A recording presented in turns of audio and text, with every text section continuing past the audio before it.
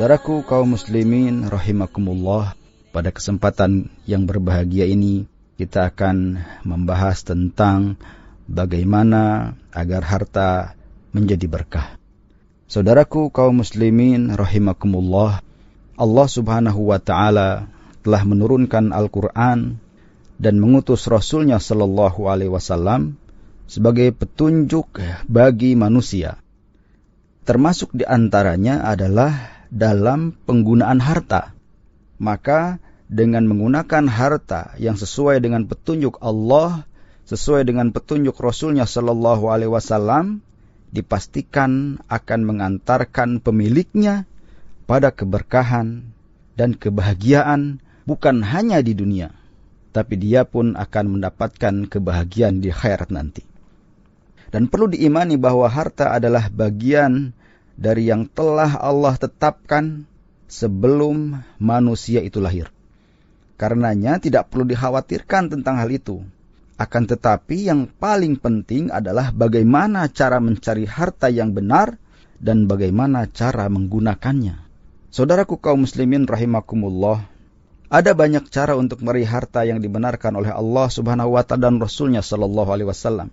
Adapun pada kesempatan yang berbahagia ini, kita akan mengkaji tentang bagaimana agar harta menjadi berkah dari sisi usaha meraih harta dengan baik. Di antaranya adalah yang pertama, hasil usaha sendiri.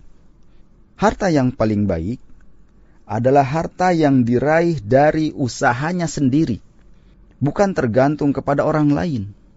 Berkaitan dengan hal ini, Rasulullah sallallahu alaihi wasallam bersabda, tidak ada sesuatu yang dikonsumsi oleh seseorang yang lebih baik dari hasil kerja tangannya sendiri.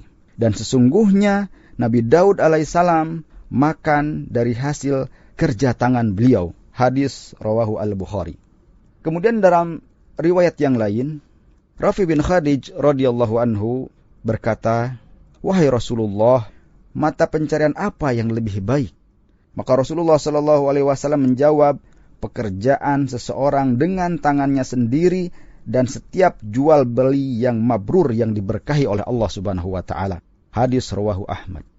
Faidah dari hadis yang mulia ini adalah usaha mencari harta yang diberkahi itu, yaitu usaha seseorang dengan tangannya sendiri dan jual beli yang benar yang dibenarkan oleh Allah Subhanahu wa taala dan Rasulnya sallallahu alaihi wasallam.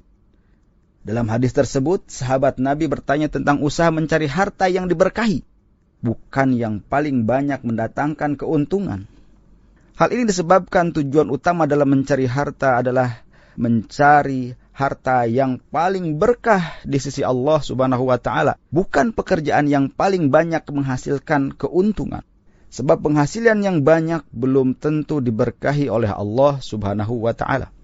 Adapun pekerjaan yang baik dan halal yang bisa dilakukan seorang hamba dalam mencari harta sungguh sangat banyak sekali. Bahkan pintu harta yang halal jauh lebih banyak dibanding yang diharamkan oleh Allah Subhanahu wa taala. Sehingga tidak ada alasan bagi seorang hamba dalam mencari harta dengan cara melabrak batas-batas syariat Islam jika ingin harta yang diperolehnya diberkahi oleh Allah Subhanahu wa taala. Ini yang pertama. Yang kedua adalah bekerja dengan penuh ketakwaan. Pada hakikatnya, mencari harta dengan cara yang dihalalkan dalam syariat Islam terkait erat dengan keimanan seorang hamba kepada Allah Subhanahu wa taala. Hal ini disebabkan mengonsumsi harta yang halal merupakan bentuk ibadah yang agung kepada Allah Subhanahu wa taala. Dan ini ditegaskan oleh Allah Subhanahu wa taala dalam surat Al-Baqarah ayat 172. Allah Subhanahu wa taala berfirman, "A'udzu billahi minasyaitonir rajim. Ya ayyuhalladzina amanu kulu min thayyibati ma razaqnakum washkuru lillahi in kuntum iyyahu ta'budun." Wahai orang-orang yang beriman, makanlah kalian dari rizki yang baik-baik yang telah kami berikan kepada kalian, dan bersyukurlah kalian kepada Allah Subhanahu wa taala jika benar-benar hanya kepadanya kalian beribadah. Di dalam ayat ini, secara khusus Allah Subhanahu wa taala menyeru orang-orang yang beriman dan memerintahkan mereka untuk memakan rizki yang halal dan baik.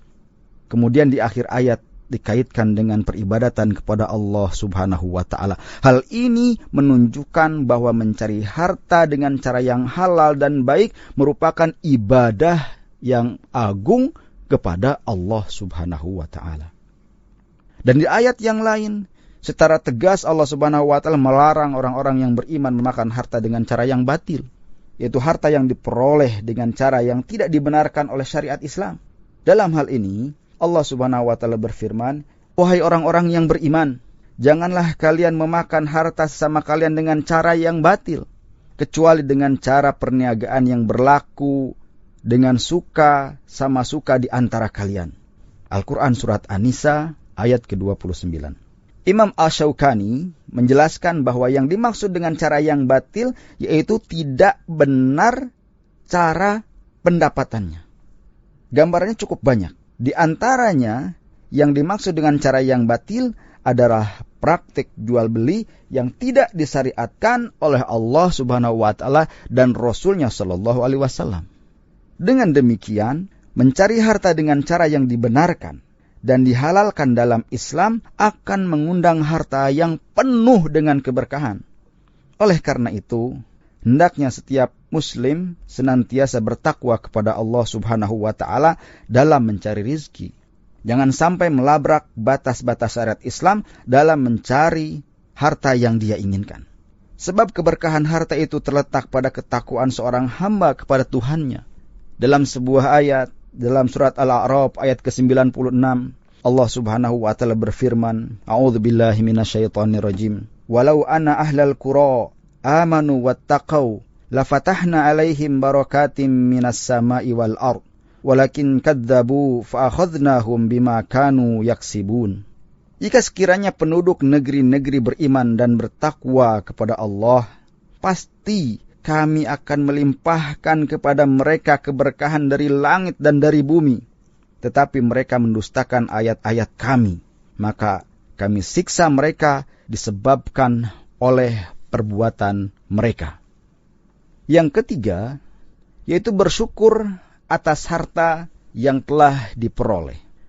Keberkahan suatu harta tidak diukur dari banyak dan sedikitnya jumlah harta yang didapat.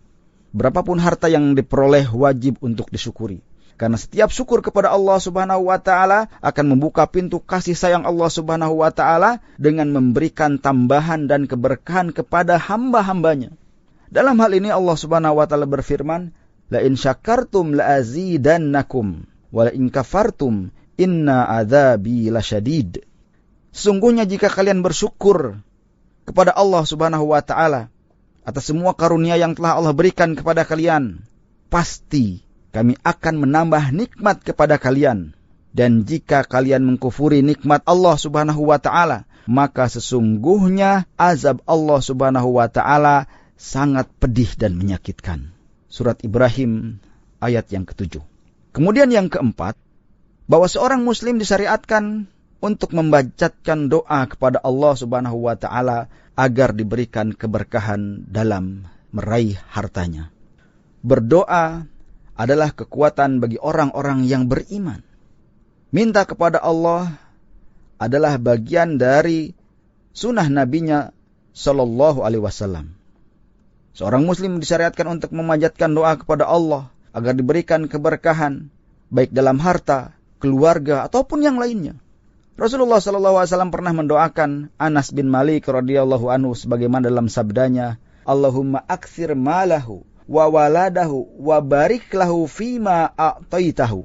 Ya Allah, perbanyaklah hartanya, perbanyaklah anaknya, berkahilah dia dan pada apa yang engkau berikan kepada Anas bin Malik. Dan setelah itu Anas bin Malik radhiyallahu anhu menyatakan bahwa hartanya berlimpah terus dan semakin bertambah banyak dan mendapatkan keberkahan dari Allah Subhanahu wa ta'ala.